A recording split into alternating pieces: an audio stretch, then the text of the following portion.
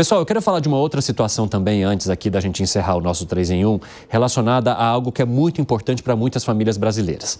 A medida provisória que isenta medicamentos importados de impostos perde a validade a partir desta sexta-feira. Muitos desses remédios são usados, inclusive, para o tratamento de doenças raras. Com o fim dessa MP, os fármacos eles passarão a ser taxados com uma alíquota de 60% sobre o imposto de importação.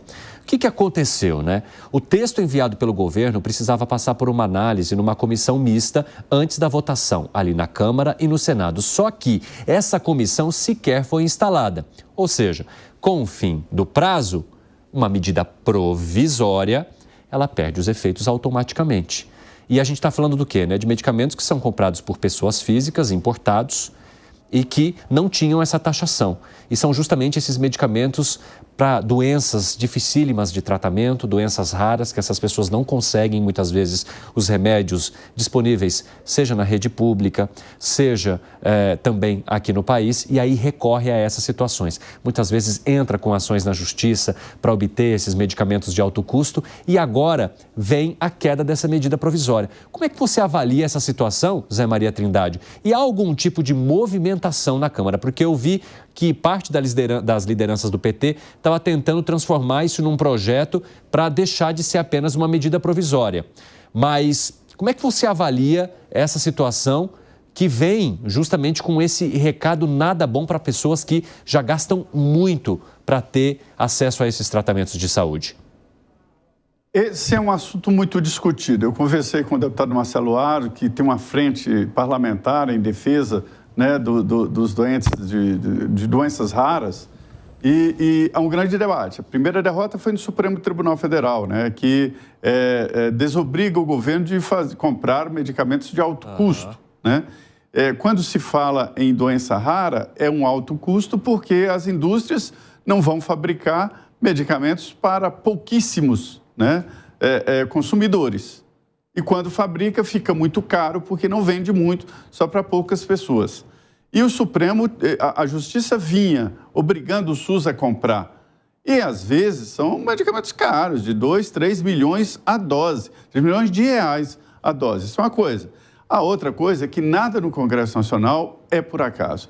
Isso aí foi uma pressão, foi um lobby da indústria nacional contra a medida provisória.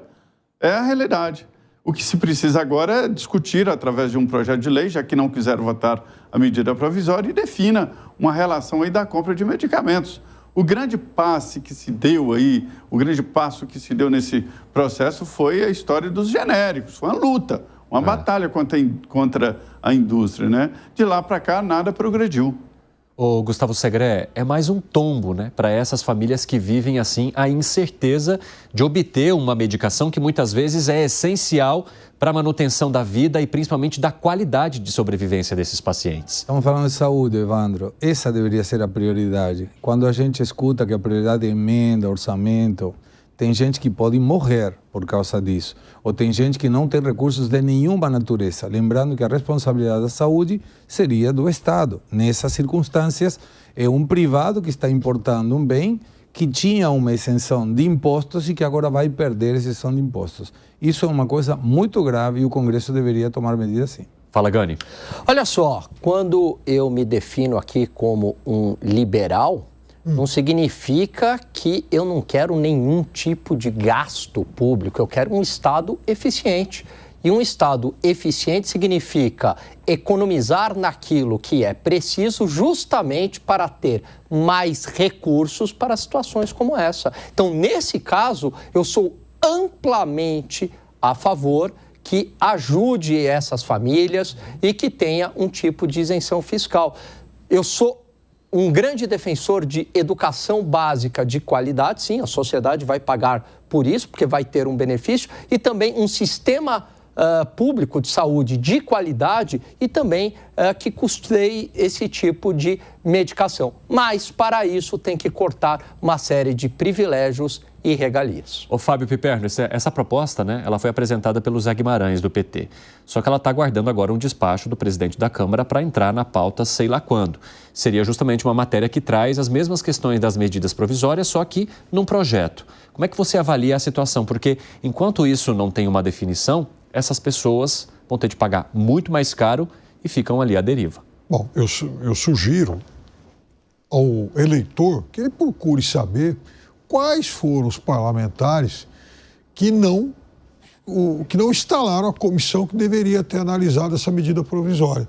Se a medida provisória prevê esse tipo de benefício, se o benefício é fundamental para garantir a vida de muitas pessoas, então por que é que um tema tão sensível e importante foi relegado a algum fundo de gaveta? Então é importante que o eleitor saiba quem são esses deputados, porque eu aposto que essa turma estava realmente muito empenhada em discutir renovação de emenda.